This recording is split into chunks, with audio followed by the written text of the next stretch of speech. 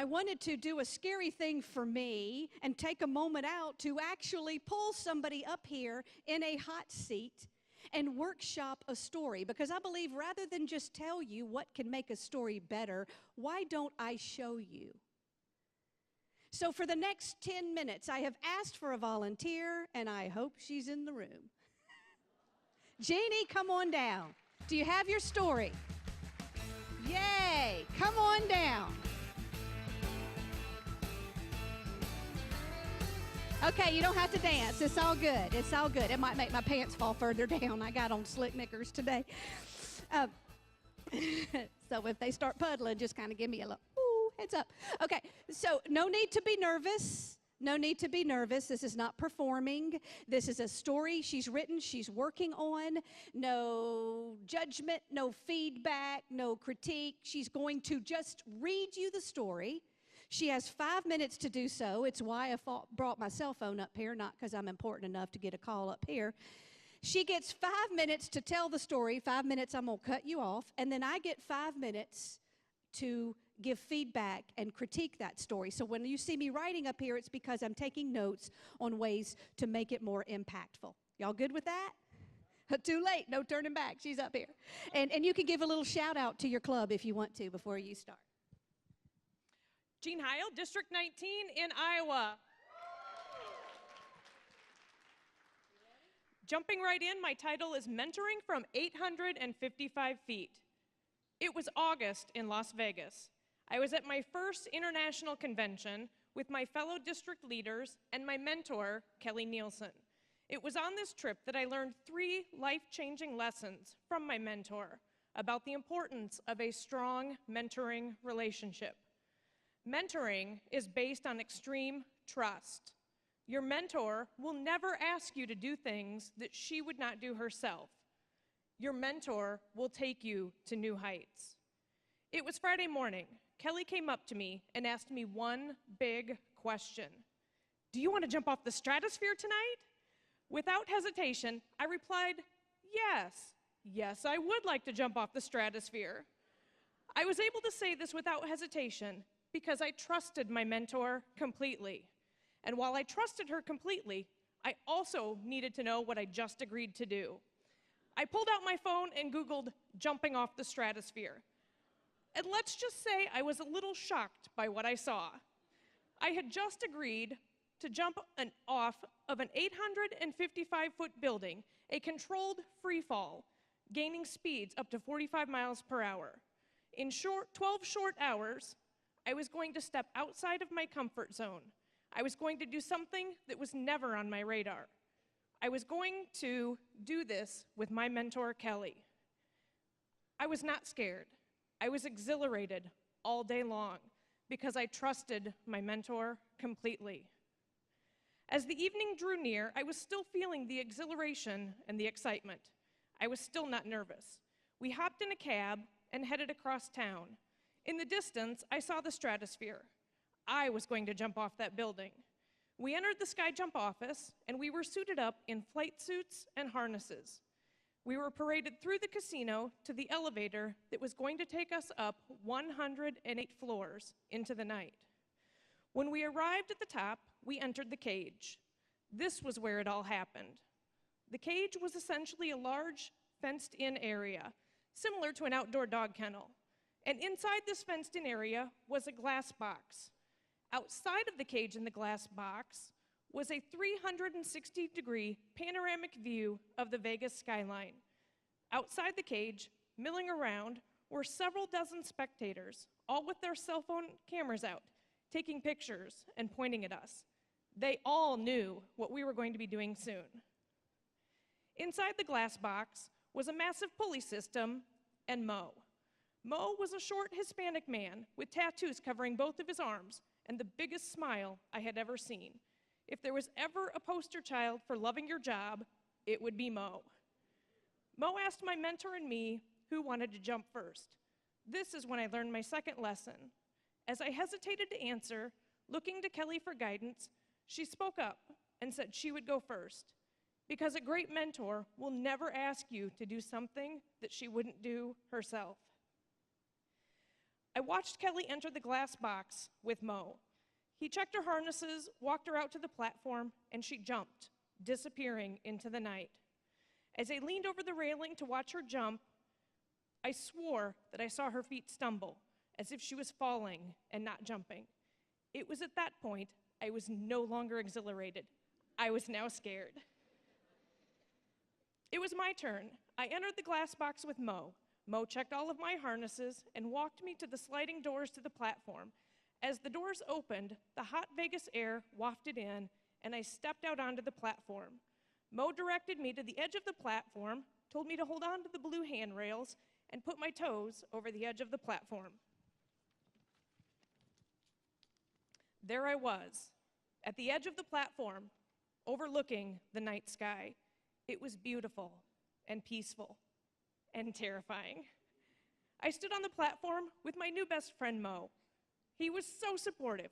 From behind me, he yelled, "Okay, Jean, jump!" I looked down, 855 feet to the bullseye that was my fate. Mo, I'm gonna need a minute. I took a deep breath. My knees shook.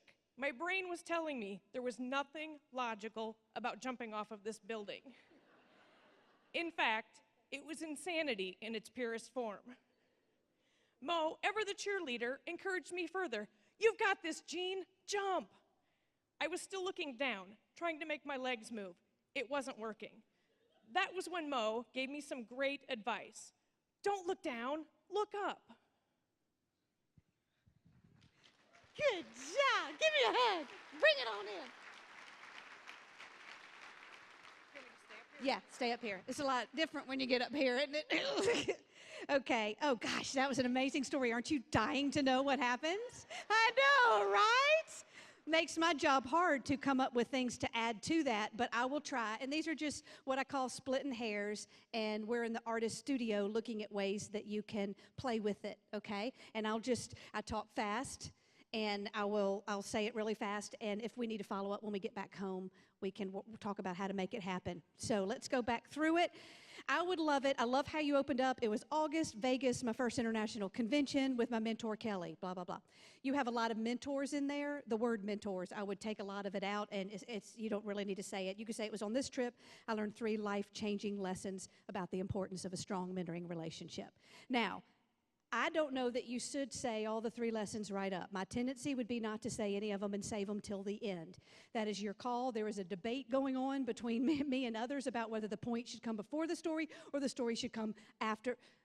Whatever, you know what I mean. Whether it should come before or after, we'll have that discussion in the hallway. There are different schools of thought. I'm in the schools, tell the story, then show the points that they've already learned in it afterwards.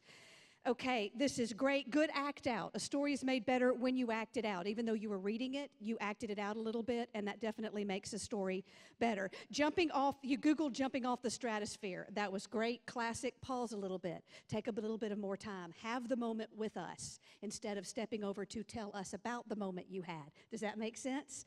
So you just feel it and have it in that moment.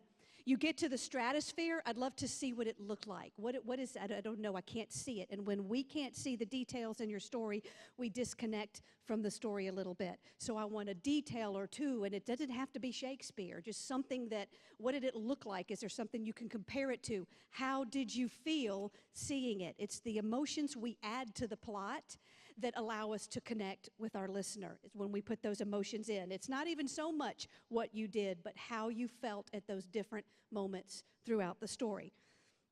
Okay, what else? We entered the Sky Jump office suited in flight. Okay, they put you in a harness and a flight suit. You got a great opportunity for humor right there. What did you look like all dressed up in a harness and a flight suit? I don't have an answer right now for you, but there is a joke right there. I know it.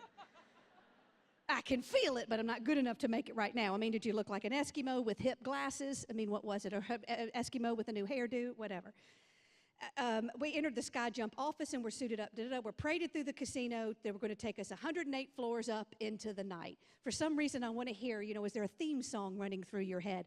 A great way to add humor to a story or add emotion to it is to just tell us what you might have been thinking in the moment. It drags it out. It gives it more richness to the story. So I would love it's going up into the night. You could make a joke about what's up there. You know, you're going to go up and meet God, or you're going to go maybe a Star Wars reference. There's some kind of joke about how you're going to go that far up into the night. You see how you can kind of, and you've probably got the personality to pull off those quirky thoughts. Not saying you're weird.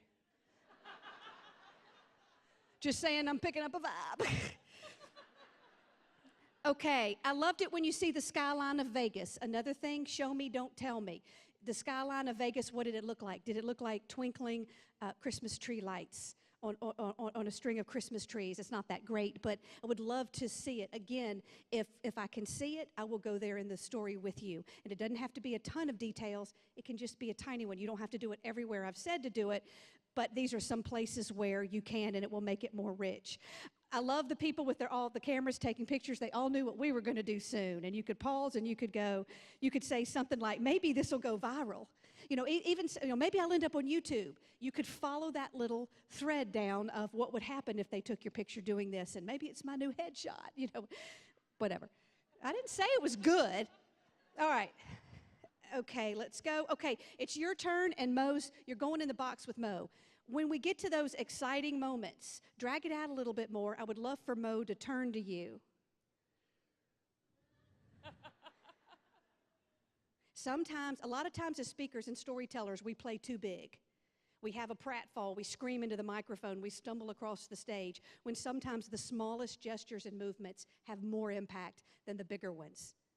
And it can just be as simple as suddenly, before I knew it, it was my turn, and I look over at Mo, and Mo looks over at me.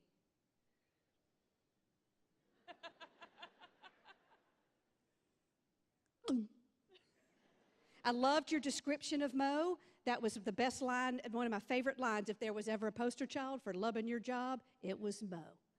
Have fun with that. I know you're reading it. You weren't really totally performing it, but have fun with it and just relish that.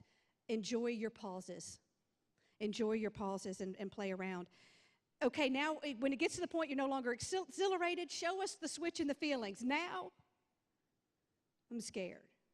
Let us feel scared with you. And you could say something funny. You don't have to. I'm just showing you where you have opportunities. Now, suddenly it occurred to me, I might die.